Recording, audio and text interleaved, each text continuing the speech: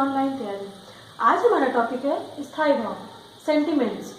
स्थायी भाव क्या है, आपको जानकारी होगी। स्थायी भाव क्या है? मैकडोगल के अनुसार स्थायी भाव मनुष्य या व्यक्ति विभिन्न प्रकार की मूल प्रवृत्तियां लेकर के इस संसार में जन्म लेता है। व्यक्ति विभिन्न प्रकार की मूल प्रवृत्तियां लेकर इस संसार में जन्म लेता है और इन मूल प्रवृत्तियों में विभिन्न प्रकार के संवेग का निर्माण होता है और ये संवेग ही स्थायी भाव का निर्माण करते हैं। मतलब जो विभिन्न प्रकार की मूल प्रवृत्तियां, इन मूल प्रवृत्तियों के आधार पर विभिन्न प्रकार के संवेग होते हैं मूल प्रवृत्तियों में और ये संवेग ही स्थायी भाव का निर्माण करते हैं। जैसे एक माँ का अपने बच्चे के प्रति प्रेम, दया, वात्सल्य, आनंद के संवेग होते हैं। एक माँ का अपने बच्चे में प्रेम, दया, वात्सल्य, आनंद आदि का संवेग होते हैं। ये संवेग ही जो है स्थायी भाव का निर्माण करते हैं। जैसे आपको पता है, एक बालक का अपने खिलौनों के प्रति प्रेम, एक बालक का अपने खिलौनों के प्रति प्रेम स्थायी भाव है। तो ये कह सकते हैं कि स्थायी भाव व्यक्ति के अतिरिक्त वस्तु में भी हो सकता है, पशु में भी हो सकता है, विचार में भी हो सकता है और कई चीज़ों में स्थायी भाव हो सकता है। स्थायी भाव के स्वरूप आपको बताती हूँ। स्थायी भाव के स्वरूप, फॉर्म्स। स्थायी भाव के स्वरूप, फॉर्म्स। ठीक है, तो पहला स्थायी भाव का स्वरूप क्या है? साधारण व्यक्ति। साधारण व्यक्ति, ये जो साधारण व्यक्ति है ये स्थायी भाव एक संवेग के लिए, ये जो साधारण व्यक्ति है ये एक संवेग के लिए या भावना के लिए साधारण व्यक्ति में स्थायी भाव पाया जाता है। मतलब एक संवेग में या भावना में स्थायी भाव पाया जाता है साधारण व्यक्ति में।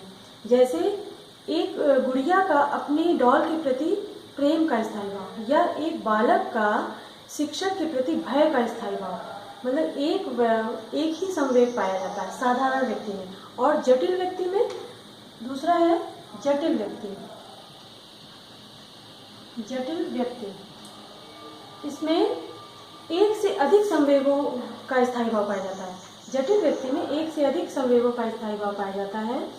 जैसे बालक का शिक्षक के प्रति क्रोध, उसमें यदि शिक्षक ने बालक को बार बार उसको डांटता है या बार बार उसको कुछ डांटने, मतलब उसे गतिविधि करने के लिए कहता है, तो वो उस बालक का शिक्षक के प्रति क्रोध, घृणा, ये उसमें संवेग पाया जाता है जटिल व्यक्ति में। तो घृणा क्या है? एक जटिल है। तीसरा है हमारा मूर्त। मूर्त स्थायी भाव,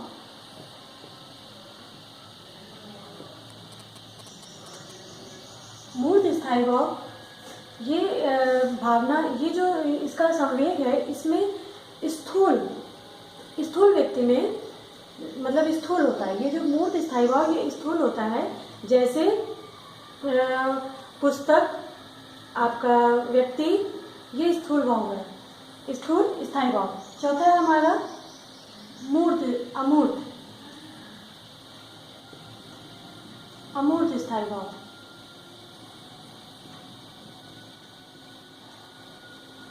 अमूर्त स्थायी भाव, इसमें सूक्ष्म संवेग, इसमें जो अमूर्त स्थायी भाव इसमें सूक्ष्म संवेग पाया जाता है।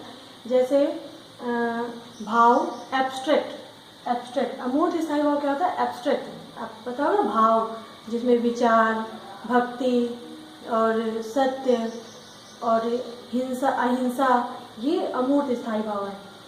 पांचवा है नैतिक। नैतिक स्थायी भाव, नैतिक स्थायी भाव परंपरागत होता है। नैतिक स्थायी भाव में मूल रूप से परंपरागत होता है। जैसे न्याय के प्रति प्रेम का स्थायी भाव।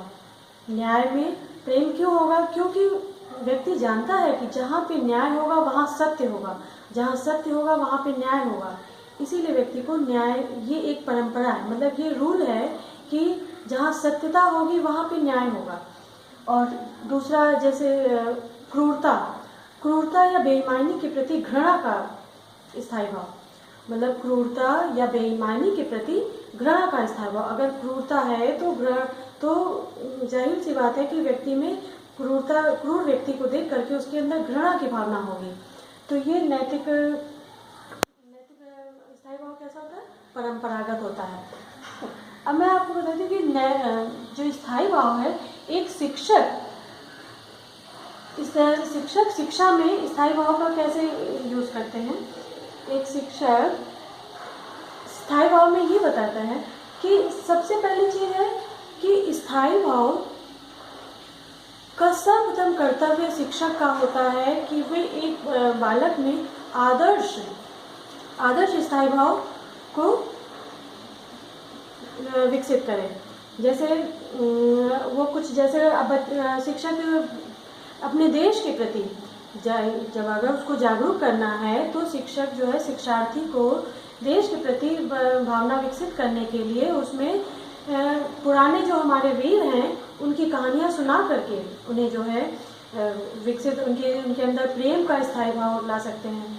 या फिर एक शिक्षक एक बालक में घृणा का स्थायी भाव विकसित करके उसके अंदर क्रूरता, अहिंसा और जो जितने भी हमारे उद्दंड वाले होते हैं उसमें वे संघर्ष करने की क्षमता विकसित कर सकता है। मतलब एक बालक के अंदर शिक्षक घृणा की भावना या घृणा का स्थायी भाव उत्पन्न करके उसको अहिंसा, असत्य, बेईमानी, क्रूरता आदि से संघर्ष करने की भावना उत्पन्न कर सकता है।